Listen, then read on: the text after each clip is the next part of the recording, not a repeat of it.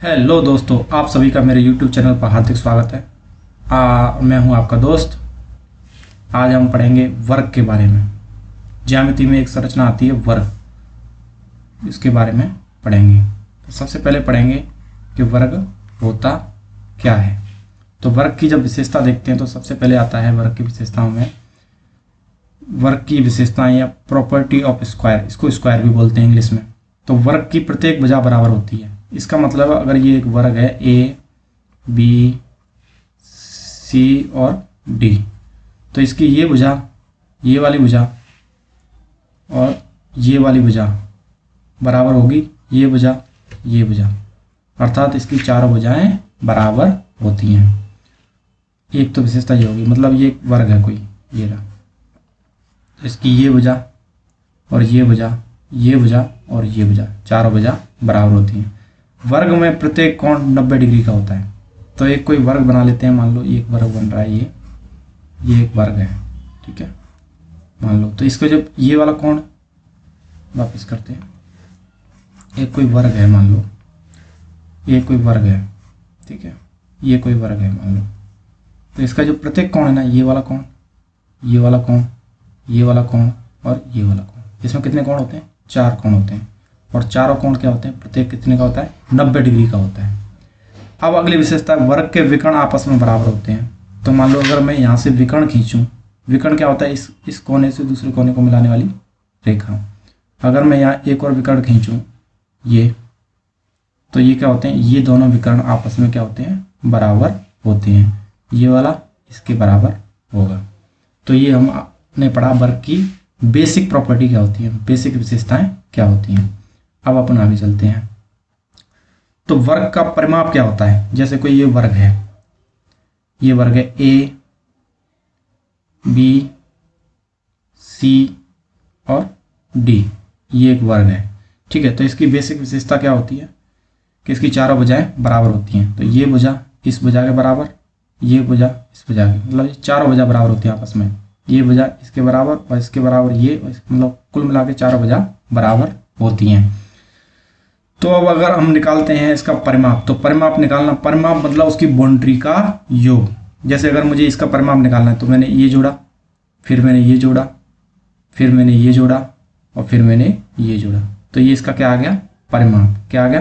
परिमाप। इसी को कहते हैं बाउंड्री का योग ही परिमाप कहलाता है। तो इसका परिमाप क्या होगा? ये दूसरी भुजा, तीसरी भुजा और चौथी भुजा। मान लो ये है ए, क्या है ये? ए। मान लो ये है ए और ये भी है ए, ये भी है ए और ये भी है ए, क्योंकि यहाँ पे ए बराबर ए बराबर ए बराबर ए, मतलब सारी भुजा क्या है? बराबर हैं।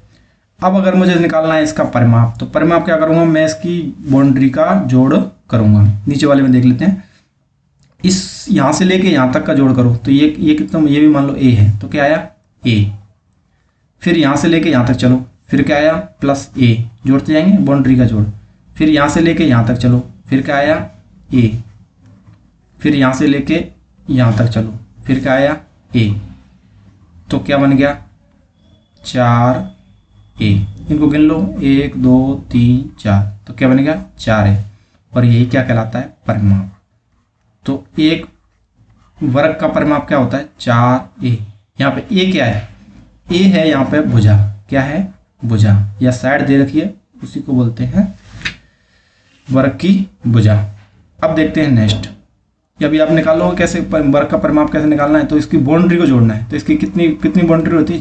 चारों सेम होती हैं। तो इसको मैंने ए मान लिया है, ए 2a 3a और 4a, तो परिमाप क्या आया? 4a।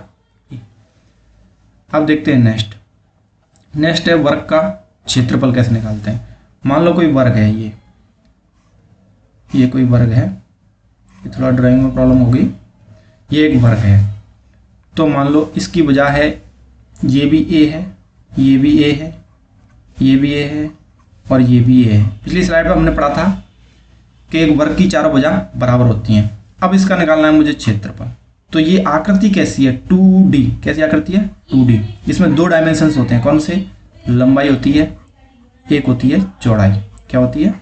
चौड़ाई। लंबाई को लेंथ और चौड़ाई को विड्थ, ये होते हैं। तो मैं क्या करूँगा, इस भुजा का इस भुजा से गुणा कर दूंगा क्षेत्रफल निकालेंगे। तो क्षेत्रफल क्या होगा, लंबाई गुणा चौड़ाई, क्योंकि यहाँ लंबाई भी ए है और चौड़ाई भी ए है, तो क्या बन जाएगा ए स्क्वायर।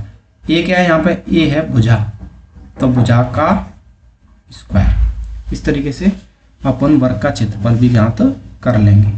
नेक्स्ट देखते हैं, अब है वर्ग का विकर्ण। तो विकर्ण क्या होता है, जब इसके दो बिंदुओं को मिला दिया जाए। जैसे अगर मैं यहाँ से यहाँ तक मिला दूँ, यहाँ से लेके ये मिला दिया, तो ये क्या बनेगा, वर्ग का विकर्ण। इसको बोलते हैं विकर्ण, इसको नाम देते हैं विकर्ण। विकर्ण इंग्लिश में बोलते हैं डायगोनल। तो विकर्ण है, अब ये विकर्ण निकालना है। तो अब इसमें एक इसके जैसा मैं एक चित्र यहाँ बना लेता हूँ यहाँ पे। तो इसको ये वाले पार्ट का बना रहा हूँ मैं, ये वाले पार्ट का, ये वाले का। तो क्या करेंगे अपन, ये बनाएंगे ऐसे ऐसे, हाफ को बना रहा हूँ मैं, हाफ को, ठीक है। और इसका ये विकर्ण निकालना है, अपन को क्या निकालना है, ये वाला विकर्ण निकालना है। तो एक बात देखो, ये भुजा इसकी भुजाएं सेम है, तो इसको मान लूँ मैं 1 और इसको मान लूँ मैं 1, और ये ज्ञात करनी है। तो इसमें कौन सी थ्योरम लगेगी, यहाँ पे कौन सा डिग्री का कोण है, क्योंकि वर्ग का प्रत्येक कोण कितने का होता है, 90 डिग्री का। तो इसमें लगेगी पाइथागोरस थ्योरम। तो पाइथागोरस थ्योरम क्या कहती है, मान लो ये है लंब, ठीक है, ये है आधार और ये है कर्ण। तो पाइथागोरस थ्योरम क्या कहती है कि इसकी दोनों साइड, इसका स्क्वायर और इसके स्क्वायर का योग इसके स्क्वायर के योग के बराबर होते हैं। तो अब लिखते हैं पाइथागोरस थ्योरम से क्या होता है, इसका स्क्वायर, लंबाई का स्क्वायर, लंबाई का स्क्वायर प्लस आधार का स्क्वायर, आधार का स्क्वायर बराबर है किसके, कर्ण के स्क्वायर के बराबर। तो अभी इसको लिखते हैं, मान लो ये है 1 और ये है और 1, और इसको मान लेते हैं x। क्या मान लेते हैं, x। तो अब हम इसको सॉल्व करने के लिए चलते हैं। तो सॉल्व करने के लिए क्या करेंगे, मान लो ये 1 है, तो 1 का स्क्वायर, 1 का स्क्वायर प्लस ये भी 1 है, तो इसका भी 1 का भी स्क्वायर बराबर क्या है, x का स्क्वायर। ये कितना हुआ, 1 प्लस 1 बराबर x का स्क्वायर। ये कितना मिलके हो गया, 2 बराबर x का स्क्वायर। देन क्या करेंगे, अब ये है इस पे स्क्वायर, इसको हटाने के लिए इधर इसको यहाँ से हटाएंगे और इसकी जगह इस पे क्या लग जाएगा, रूट, यहाँ पे ट्रांसफर कर देंगे इसको, तो ये रूट में कन्वर्ट हो जाएगा। तो x बराबर क्या होगा, √2। अगर a के साथ में यहाँ अगर मैं a √2, तो जो x बजाय वो √2 होगी। इसका मतलब है अगर एक कोई वर्ग है, ठीक है, एक कोई वर्ग है ये, तो इसकी भुजा अगर ये a है और ये a है, तो ये होगी √2a। इसका मतलब ये है। तो यहाँ पर दे रखा है विकर्ण निकालने के लिए क्या है, 2 गुणा भुजा। आई होप आपको समझ में आ गया होगा, आप उसका विकर्ण निकाल पाओगे। नेक्स्ट देखते हैं, अब ये कुछ उदाहरण देख लेते हैं सिंपल से। उदाहरण क्या कहते हैं कि मान लो यदि किसी वर्ग की भुजा कितनी है, 12 सेमी है, तो उस वर्ग का क्या निकालना है, परिमाप। तो इसको देख लो, निकालना क्या है अपन को, परिमाप। तो सबसे पहले अपन लिखेंगे यहाँ परिमाप। परिमाप बराबर क्या होता है, परिमाप बराबर होता है 4 गुणा भुजा, 4 गुणा भुजा। तो यहाँ भुजा कितनी है, 4 × 12 सेंटीमीटर है, तो 12 चौक 48 सेंटीमीटर आंसर आ जाएगा। दूसरे तरीके से देखते हैं इसको, सिंपल तरीके से। अगर फॉर्मूला याद नहीं रहता तो अपन कैसे करेंगे। मान लो एक ये वो है, वर्ग है, ठीक है, ये एक वर्ग है।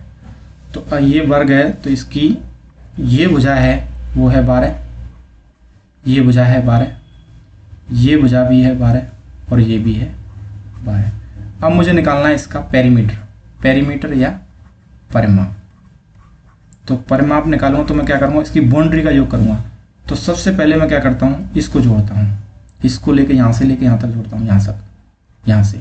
तो कितना आया, 12 प्लस यहाँ से लेके यहाँ तक जोड़ता हूँ, कितना आया, 12 प्लस यहाँ से लेके यहाँ तक काउंट करता हूँ, कितना आया, 12 प्लस यहाँ से लेके यहाँ तक काउंट करता हूँ, कितना आया, 12। तो ये कितना हुआ, 12 चौक 48। तो इस तरीके से आप किसी वर्ग का परिमाप ज्ञात कर सकते हो। नेक्स्ट देखते हैं। नेक्स्ट क्या कह रहा है, यदि किसी वर्ग की भुजा 12 सेमी है, कितनी है 12 सेंटीमीटर, तो उस वर्ग का क्षेत्रफल ज्ञात करो। तो सबसे पहले हम एक वर्ग बना लेते हैं। ये मान लो एक वर्ग है, ये वर्ग है, ठीक है। इसकी भुजा कितनी है, ये भी 12 है, ये भी 12 है, ये भी 12 है और ये भी 12 है। अब मैंने क्षेत्रफल का क्या बताया था, वर्ग का क्षेत्रफल क्या बताया था, क्षेत्रफल बताया था भुजा का स्क्वायर। तो यहाँ भुजा कितनी है 12, तो 12 का स्क्वायर।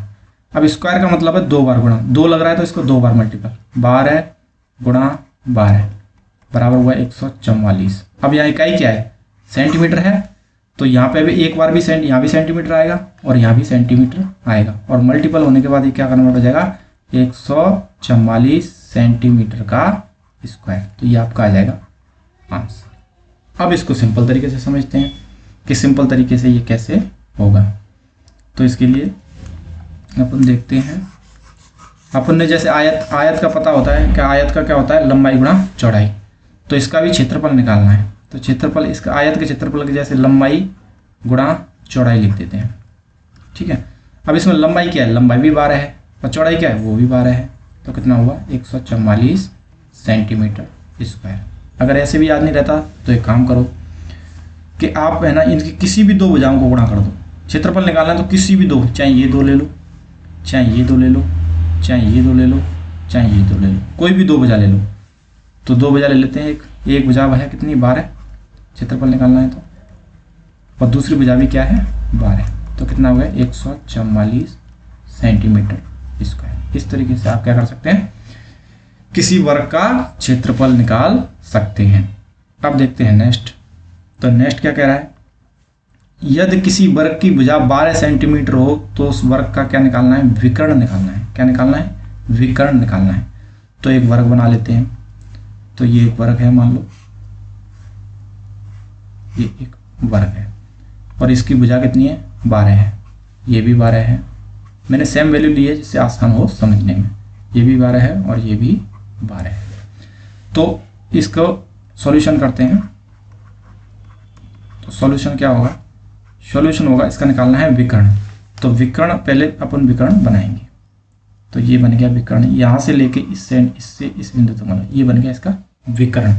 तो अपन को ये निकालना है। तो इस वाले पार्ट को, ये वाला पार्ट है, इस वाले पार्ट को मैं अलग बना लेता हूँ जिससे अपन को आसानी रहेगी। इसके 2 भाग हो गए, एक वाला भाग ये और एक दूसरा वाला भाग ये। अब इसको अपन अलग अलग कर लेते हैं। तो सबसे पहले क्या करेंगे, अपन ये बनाएंगे, ऐसे बनाएंगे और ऐसे मिला देंगे। अब ये है 12 और ये भी है 12 और ये अपन को निकालना है। तो इसको मान लेते हैं अपन x मानते ही अब इस पर कौन सी थ्योरम लगेगी, पाइथागोरस थ्योरम लगाएंगे। तो इसको थोड़ा रब कर लेते हैं। अब लगाते हैं इस पर पाइथागोरस थ्योरम। तो वो क्या कहती है, वो कहती है कि इसका स्क्वायर और इसका स्क्वायर दोनों को जोड़ दूं तो इसका स्क्वायर आ जाएगा। तो अपन लिखते हैं कि 12 का स्क्वायर प्लस 12 का स्क्वायर बराबर कितना हुआ x का स्क्वायर। ये कितना हुआ 144 प्लस 144 बराबर x का स्क्वायर। तब इनको ऐड कर लेंगे, 8 8 और 2, इसका हो गया रूट, और यहाँ से ये रूट इस पर आ गया ऊपर, तो यहाँ रह गया x। इसको सॉल्व करेंगे तो बनेगा 2 रूट 12 रूट 2 बनेगा, क्योंकि इसको जब इसको स्प्लिट करोगे तो क्या इसमें, अब इसको सॉल्व करके दिखाता हूँ ये कैसे आया। तो ये है 288 इसका बनाना है रूट। तो सबसे पहले इसको स्प्लिट करो, किस में टूट रहा है ये, तो ये किससे बना है, ये बना है 2 × 144 से, ठीक है। फिर इसको स्प्लिट करो, 2 × 12 × 12, इसके ऊपर रूट लगाए। अब देखो इसका पेयर बन गया ना, जो पेयर होगा वो आ जाएगा बाहर रूट से। तो पेयर में से 12 तो बाहर आ गया, और जो पेयर नहीं बनेगा वो रह जाएगा अंदर। तो इसका आ गया 2। तो ये हो जाएगा आपका आंसर। और सेंटीमीटर है तो सेंटीमीटर में आंसर आ जाएगा। अब देखते हैं इसको फॉर्मूले से। तो मान लो एक वर्ग है, यही एक वर्ग है, ये एक मान लो वर्ग है, ठीक है। अब इसकी बजाय ये मान लो 12 ही मान लेते हैं, 12 12, ये भी 12 और ये भी 12। अब अपन को निकालना है इसका विकर्ण निकालना है। क्या निकालना है? विकर्ण, फॉर्मूले से। तो विकर्ण निकालना है, तो अभी जो वैसे निकाला था उसका हम फॉर्मूले से निकालेंगे। तो ये इसका विकर्ण है, ये क्या है इसका विकर्ण, ये वाला इसका विकर्ण है। तो अपन क्या करेंगे, विकर्ण बराबर होता है 2√2 इंटू भुजा। अब यहाँ पर क्या है, ये √2 लिख दिया, विकर्ण निकालना है। तो अब भुजा कितनी है, ये देखो 12, तो ये 12 आ जाएगा पहले और ये √2 आ जाएगा पीछे, और नीचे पीछे जो यूनिट है वो लग जाएगी। ये हो गया आपका answer. Thank you for watching my video. Please like, share and subscribe. Thank you for support.